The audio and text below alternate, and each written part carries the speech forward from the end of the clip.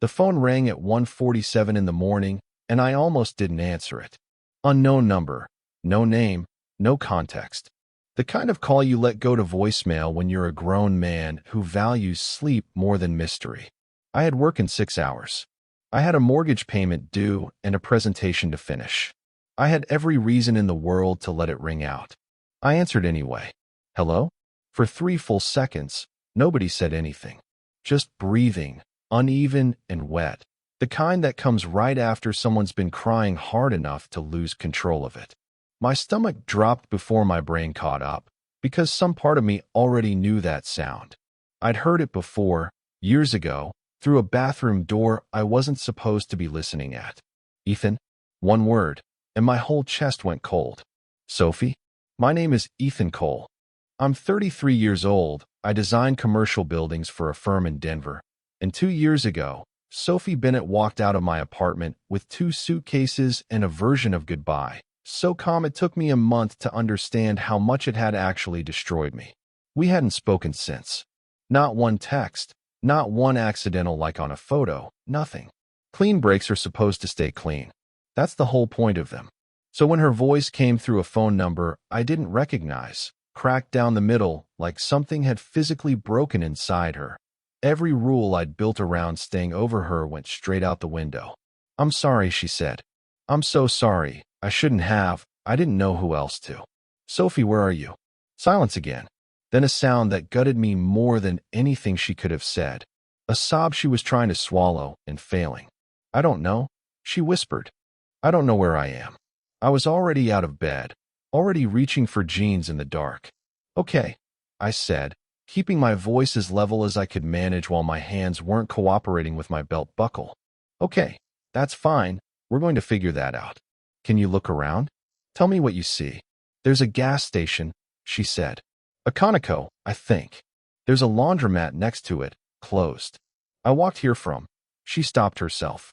From where, Sophie? Nothing. Sophie. From where? Please just come, she said. And something about the way she said please undid 2 years of very careful, very deliberate distance in about 4 seconds flat. I know I don't get to ask you this. I know that. I just don't have anyone else I can call right now who won't ask questions I can't answer yet. I grabbed my keys. I'm coming, I said. Stay where people can see you. Stay near the lights. I'll call you back the second I'm in the car. She hung up before I could say anything else, and I stood there for 1 full second in my dark kitchen, phone in hand, heart going like a drum solo, trying to process the fact that the woman I had spent 2 years trying very hard not to think about had just called me crying from a phone that wasn't hers. I want to back up, because none of this makes sense without knowing how we got here. Sophie and I met at a mutual friend's engagement party 6 years ago, the kind of event where you know maybe 4 people and spend most of the night hiding near the food table. I was hiding near the food table. She walked up, took the last mini quiche off my plate without asking, and said, "You looked like you weren't going to fight me for it." "I might have," I said. "You really wouldn't have." She was right. I wouldn't have. That was sort of the story of us from the beginning. Sophie walking straight through whatever quiet, careful boundary I'd built, and me letting her, because something about her made the boundary feel unnecessary. We dated for 4 years. Good years, mostly. She was a physical therapist, sharp and funny in a way that snuck up on you. The kind of person who remembered which of your coworkers you couldn't stand and asked about them by name just to watch you groan. We talked about a future the way people do when they actually believe in it. A house somewhere with a porch, a dog we could never agree on the breed of, a version of 40 that looked peaceful. Then her mother got sick. Not the kind of sick that resolves in 6 months with a good prognosis and a get-well card. The kind that reorganizes a family's entire nervous system around a hospital calendar. Sophie moved back to Ohio to help her father manage things, and I offered, genuinely offered, to go with her, to work remotely, to figure it out. She said no. I need to do this without splitting myself in half, she told me, the night before she left. I need you here, whole, waiting, not out there resenting me for taking you away from your life. For the first few months after she left, it almost worked the way she promised it would. We talked every night. She'd call after visiting hours ended at the hospital, exhausted, voice thin, and I'd tell her about nothing important just to give her 20 minutes where she didn't have to think about oxygen levels and medication schedules. I flew out twice that first year. Her father liked me, which mattered more to her than she ever said outright. I remember standing in her mother's hospital room once, the machines humming their steady rhythm, and her mother looking at me from the bed and saying, "Take care of her when I can't," like she already knew how this story was going to end. I didn't fully understand what Sophie meant about splitting herself in half then. I understood it a lot better a year later, after her mother passed and Sophie stayed in Ohio anyway. And the calls got shorter, and the future we used to talk about started sounding like something neither of us quite believed in anymore. Grief, I've learned since, doesn't just take up space in a person. It rearranges the furniture. It moves things around so quietly you don't notice until you're reaching for something that used to be right where you left it, and your hand closes on empty air instead. She came back to Denver eventually to get her things. We sat at my kitchen table, the same chairs, and she told me, very calmly, that grief had rearranged something in her she didn't know how to put back. "I'm not the same person who left," she said. "And I don't think it's fair to ask you to keep loving someone who isn't finished changing yet." I asked her to stay anyway. I'm not proud of how I asked. I wasn't dramatic, I wasn't cruel, but I was honest in a way that probably hurt worse than yelling would have. She left with 2 suitcases and a goodbye, so composed it took me weeks to realize how much restraint that must have cost her. 2 years of silence after that. 2 years of hearing her name occasionally through a friend of a friend. She'd moved to Colorado Springs, she was seeing someone, she seemed to be doing well, and 2 years of telling myself that was good, actually good. The way you tell yourself things you don't believe because the alternative is worse.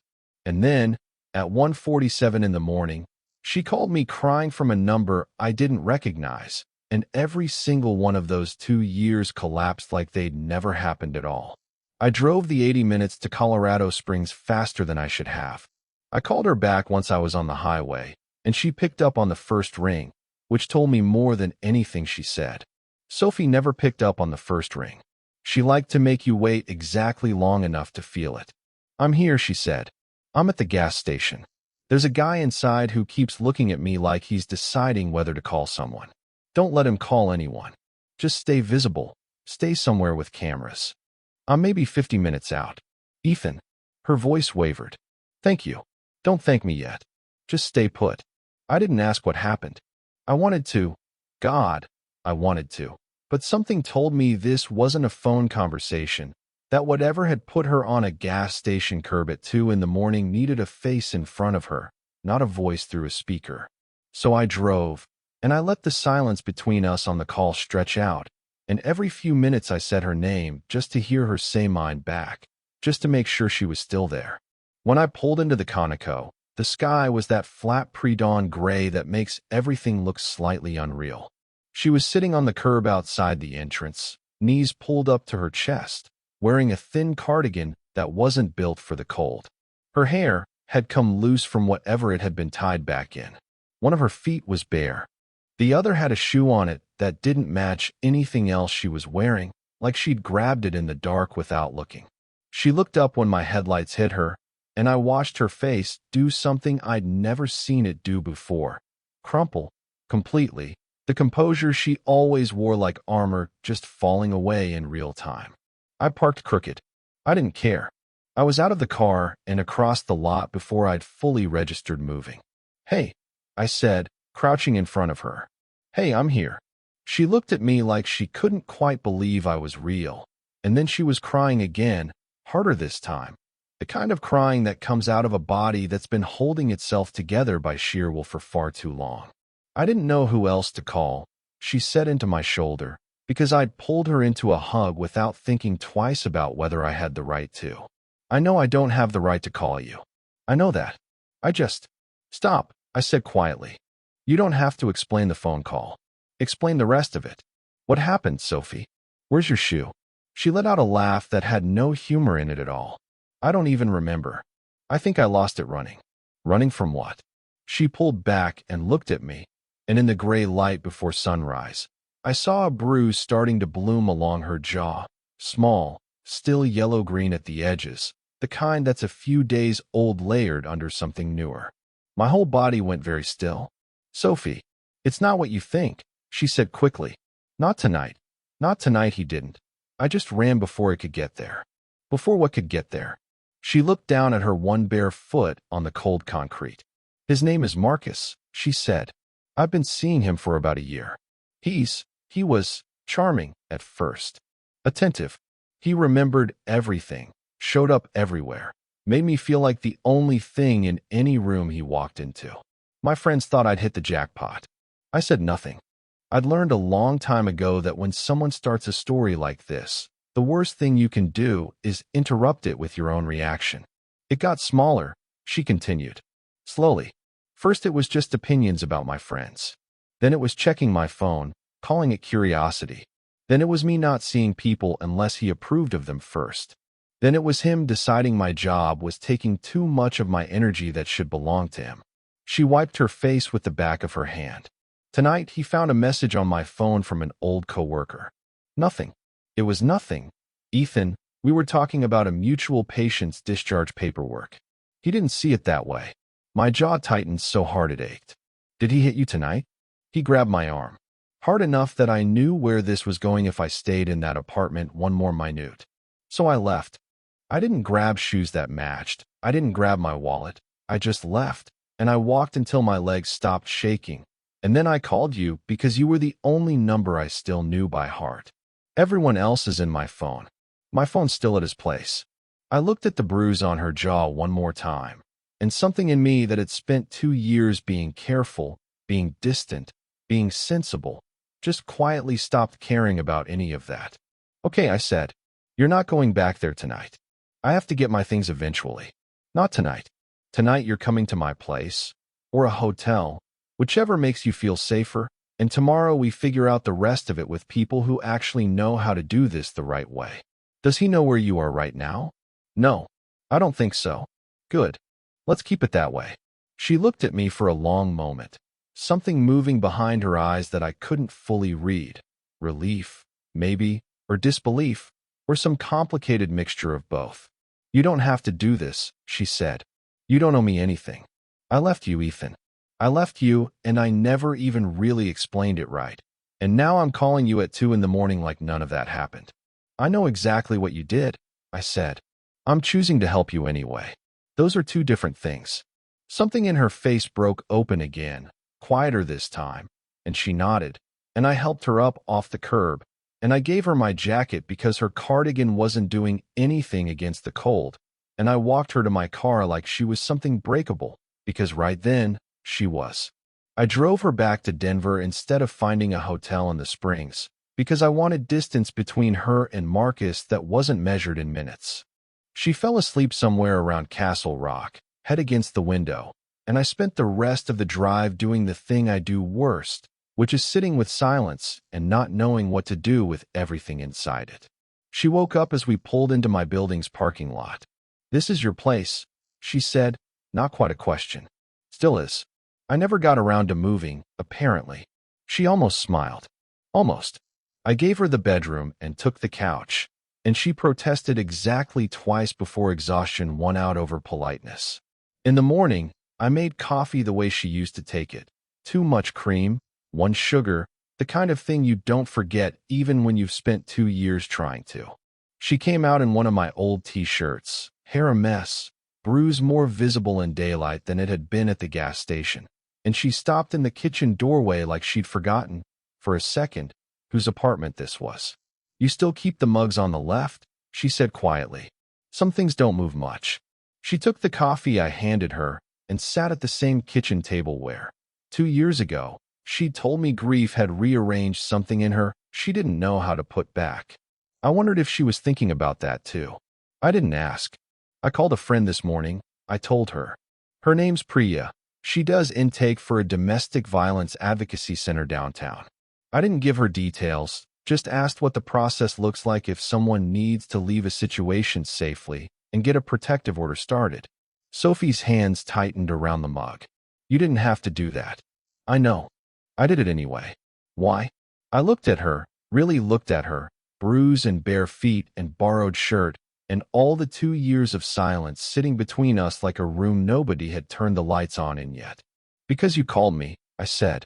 Because whatever we are or aren't to each other anymore.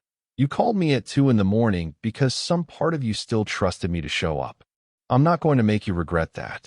She looked down at the table, and for a moment I thought she might cry again. Instead, she just nodded, slow and small, like she was letting herself believe it. We spent the next 3 days figuring out the practical horror of extracting a person's life from another person's apartment. Priya connected her with an advocate who walked her through filing a report, documenting the bruise with photographs and a date stamp, applying for a temporary protective order that a judge signed the following afternoon. Sophie's hands shook through most of it. I sat next to her in every waiting room, not saying much, just being a wall she could lean against if she needed to. On the 4th day, 2 police officers escorted her back to Marcus's apartment to collect her belongings while he was required to stay elsewhere. I drove her there and waited in the car, because the advocate said having an ex-partner present during a retrieval like that could complicate things legally, and Sophie agreed it was smarter for me to stay out of it. I watched her walk into that building with 2 officers flanking her, spine straight, chin up, looking like she'd rebuilt some version of her armor overnight, and something in my chest twisted with a kind of pride I had no business feeling yet. She came out 40 minutes later with 3 boxes and a duffel bag, and Marcus wasn't there, but his name was everywhere in the way she moved, careful, watchful, checking the street before she got in the car. He's going to find out you helped me, she said once we were driving. He's the type who finds things out. Let him. Ethan, I'm serious. He's not. He's not a reasonable person when he thinks he's losing something. He calls it losing control. I've heard him say it exactly like that. I'm not scared of Marcus, I said. And I meant it, though if I'm honest, some small, sensible part of me probably should have been more scared than I let on. Marcus found out 3 days later, exactly like Sophie predicted.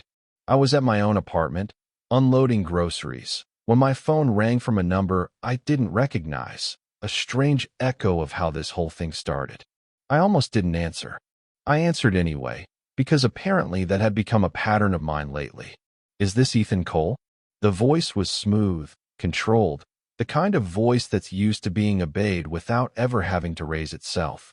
Who's asking? Marcus Delaney. I believe you've been housing my girlfriend. Your ex-girlfriend, I said. And I believe there's a protective order that says you're not supposed to be contacting people connected to her. A short, humorless laugh. That order is about Sophie, not about you. I'm well within my rights to have a conversation with a man who's inserted himself into a relationship he has no context for. I have plenty of context, Marcus. I've seen the bruise. Silence for a beat, just long enough to tell me I'd landed somewhere real. Sophie exaggerates when she's upset, he said. It's one of her patterns. Ask her old therapist. Ask her sister. She has a history of turning ordinary conflict into something dramatic when she feels cornered. I don't need to ask anyone anything. I saw her jaw with my own eyes. You saw a bruise. You didn't see how it happened. There's a difference between a story and the truth, Ethan, and I'd be careful about which one you're choosing to believe from a woman who left you once already without much explanation. That last part was calculated, and I recognized it as calculated even as it found the one soft spot in me it was aimed at. That's a good try, I said, but it's not going to work. I'm not interested in your version of events, and I'm not interested in another call from this number. If you contact me again, I'm adding it to the file her advocate is building. You think you're rescuing her, Marcus said, voice dropping into something colder. You're not. You're a rebound with a savior complex, and in about a month she'll realize that and come crawling back to me, and you'll be standing there confused about why loyalty didn't earn you anything. Goodbye, Marcus. I hung up before he could say anything else, and I stood in my kitchen with my heart going hard, hands not quite steady, and I understood, really understood, in a way the bruise alone hadn't fully driven home. Exactly what kind of man Sophie had spent the last year of her life trying to survive. I told her about the call that evening. She went very pale. He called you directly? That violates the order. I know. I already sent it to Priya's contact. It's documented. Sophie sat down slowly on my couch, arms wrapped around herself. He's going to escalate. That's what he does when he loses a thread of control. He escalates.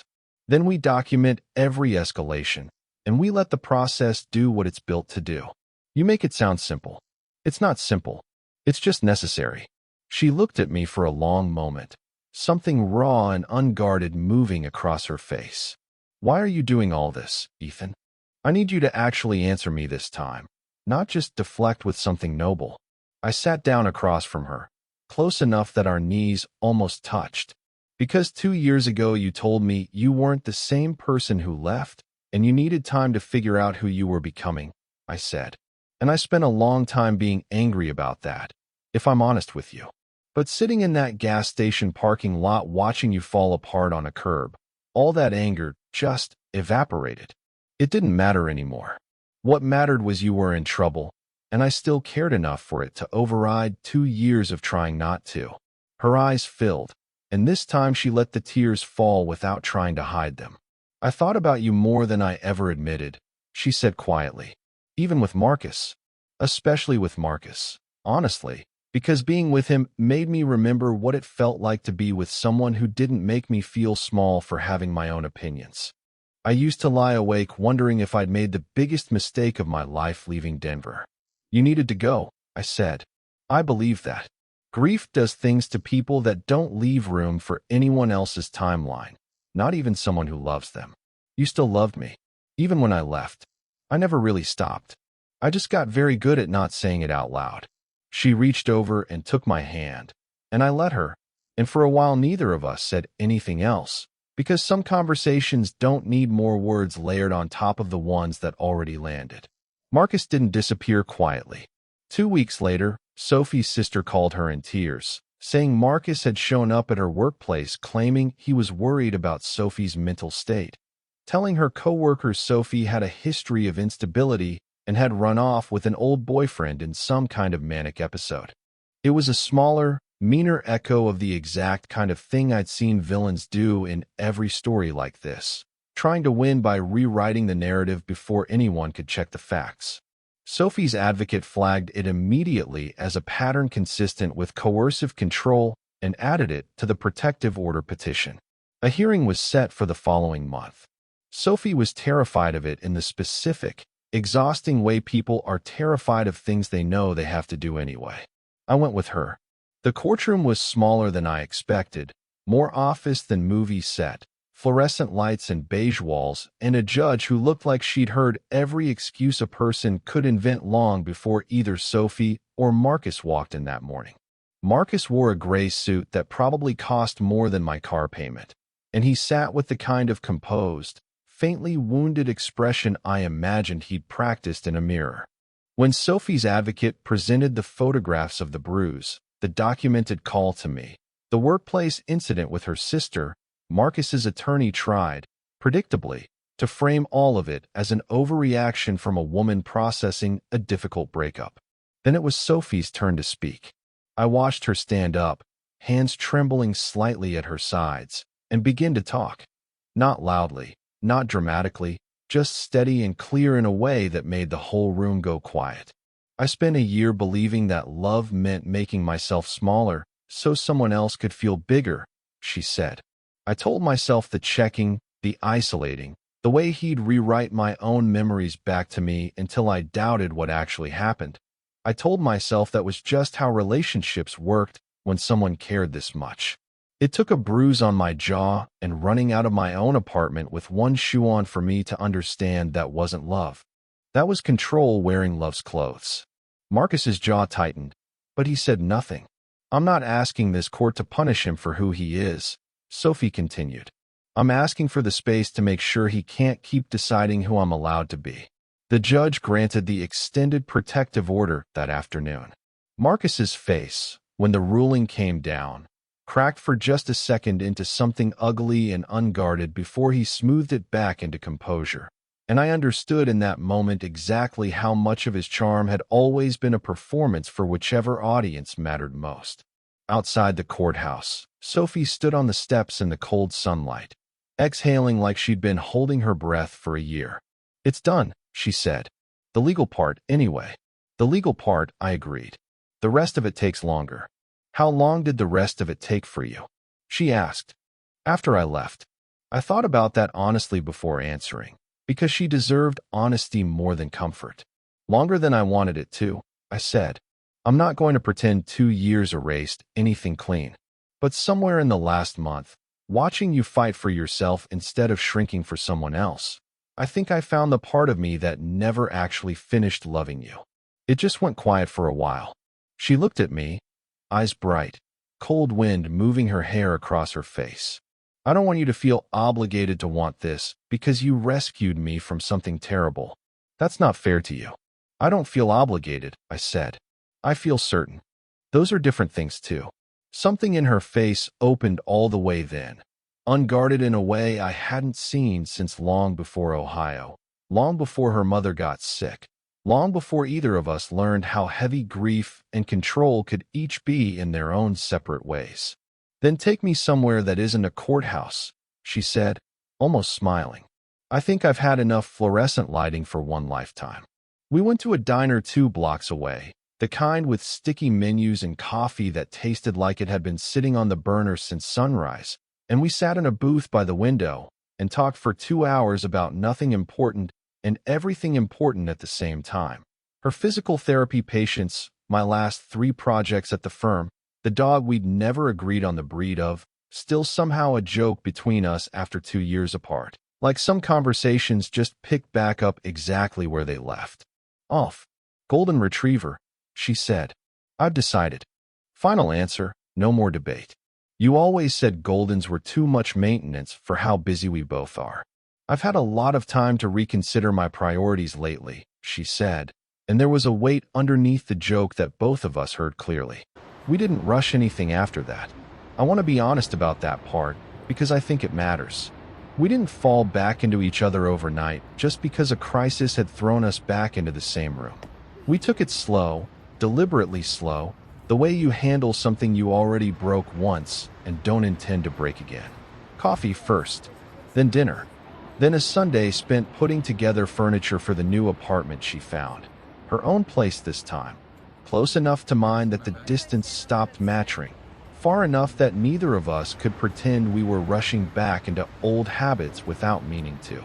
There were harder nights in between the easy ones, nights I don't think either of us talks about much anymore, because they don't fit neatly into the version of the story with a happy ending stapled to the front of it. There was the night, maybe 6 weeks after the courthouse, when Sophie called me at 11, voice flat in a way that scared me more than crying would have, and told me she'd found an old email chain from early in her relationship with Marcus, back when everything still looked like romance instead of what it actually was. She read me a line he'd written her, something about how lucky she was that someone like him would put in the effort to fix her, and she asked me, very quietly, whether I thought there was something wrong with her that made men like that find her in the first place. I didn't have a clean answer for that. I don't think there is one. What I told her instead was that predators are good at finding kindness and mistaking it for weakness, and that the thing Marcus called fixing had never been about her at all. It had been about him needing someone soft enough to reshape. She cried on the phone for a long time that night, and I stayed on the line the whole way through it, not saying much, just being a voice in the dark that wasn't going anywhere. There was also a Tuesday, a few months later, when she panicked over nothing. A car idling too long outside her building, a delivery driver checking an address twice, and called me shaking, certain it was Marcus even though the order had been permanently barred from coming anywhere near her by then. I drove over anyway. It turned out to be exactly what it looked like, a confused delivery driver squinting at his phone. Sophie apologized for wasting my evening. I told her that showing up for false alarms was part of the deal now, that trust rebuilds slowly and unevenly.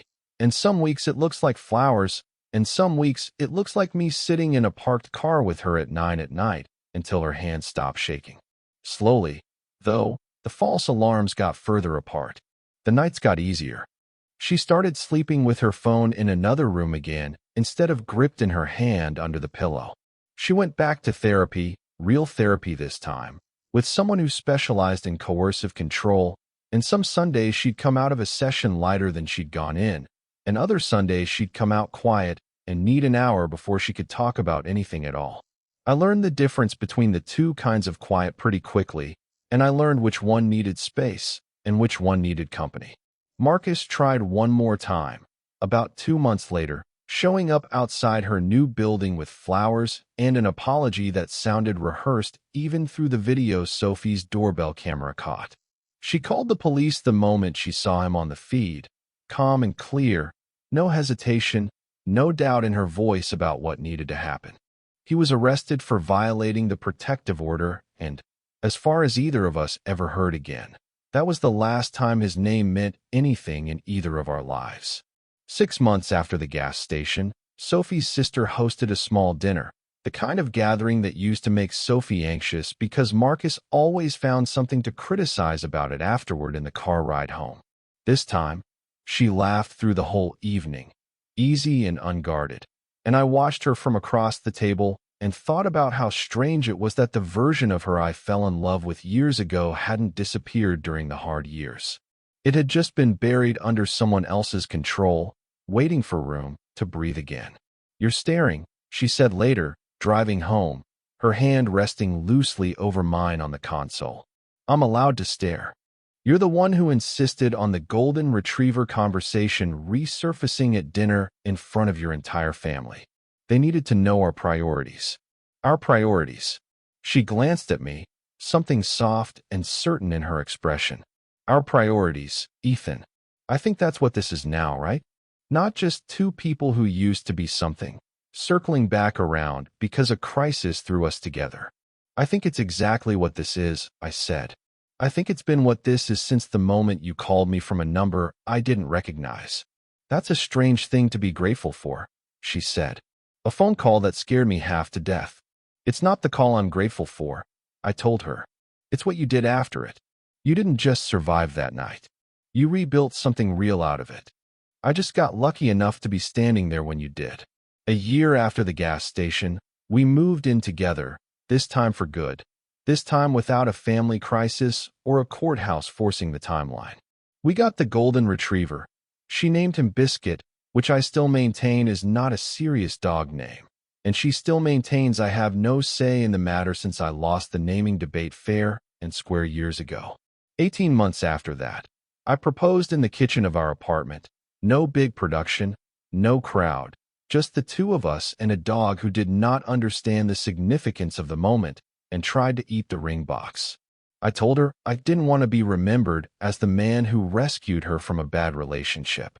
I wanted to be remembered as the man who chose her every ordinary day since, long after the crisis that brought us back together had faded into just another chapter in a much longer story. She said yes before I even finished the sentence, then made me finish it anyway, because apparently some things about her hadn't changed at all, and I was grateful for every single one of them. These days, when people ask how we got back together after 2 years apart, Sophie tells them the short version, that I answered a phone call at 2 in the morning from a number I didn't recognize, and everything after that just kind of fell into place. She leaves out most of the hard parts in casual conversation, the courthouse and the bruise, and the year it took to fully trust that safety wasn't conditional anymore. But when it's just the two of us, late at night, Biscuit asleep at the foot of the bed, she tells the whole story, every piece of it, because she says the hard parts are what make the ending mean something. I think about that gas station a lot. I think about how close I came to letting that call go to voicemail, how different both our lives would look right now if I'd just rolled over and gone back to sleep. I don't know what made me pick up.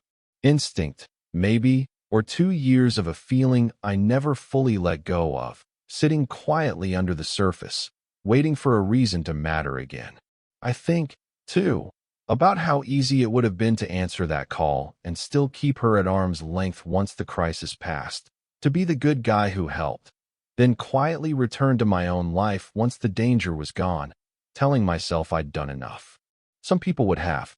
Some people are built to help exactly as much as it costs them and not 1 inch further. I understand that instinct even if I didn't choose it, because getting back into something with Sophie meant risking a second version of the same ending.